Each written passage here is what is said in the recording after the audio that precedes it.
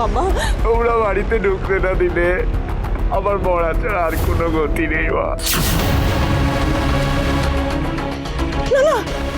না না না না সম্রাট না বাবা, এই তো মা, এই তো কিচ্ছু হবে না, আমি সব ঠিক করে দেবো, কিচ্ছু হবে না, তোকে কেউ কিচ্ছু বলবে না। নাটক করছে, নাটক নাটক করছে। নাটক? তোমার নাটক মনে হচ্ছে? ছেলেটাকে দেখোনি, ও তো আজ মারা হয়ে ফিরে এসেছে, তার মধ্যে তোমার মহারাজ মেরে ওর কিছু রেখেছে। তুমি কিসের বাবা, কেমন বাবা তুমি? তুমি চোখে দেখতে পাও না কি গো? কথাটা মহারাজকেই বলো না, চাবি তো ওর কাছে। আমরা চাইলেও কেউ তোমার বড় ছেলেকে ভেতরে ঢুকতে দিতে পারবো না।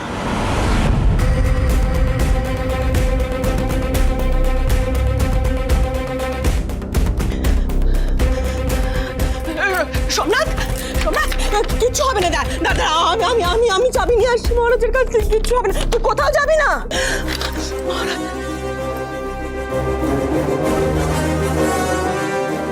বাবা বাবা মা উপরে গেল, তাড়াতাড়ি চলো, দেখো কি হচ্ছে উপরে, চলো চলো চলো।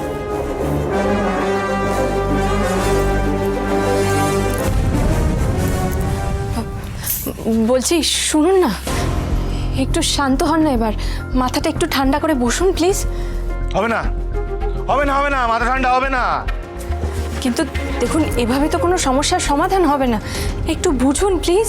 সোমনাথ মুখার্জিকে, ওই সোমনাথ মুখার্জিকে আপনাকে আর বাবার কাছে গিয়ে ক্ষমা চাইতে হবে।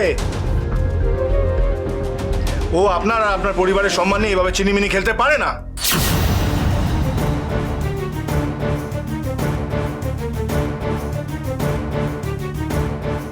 এত করেও কিছু বদলাবে না সেটা আমি জানি, ও বদলাবার লোকই নয়, কিন্তু যতক্ষণ না ক্ষমা চাইবে ততক্ষণ আমি। মহারাজ,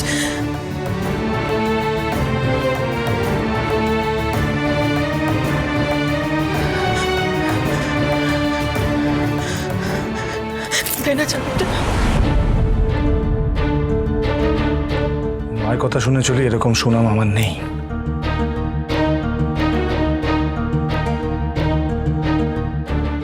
দে না চাবিটা, দেখেছিস তো তোর দাদার কি অবস্থা, দে না চাবিটা, মরে যাবে তো ছেলেটা, দে না।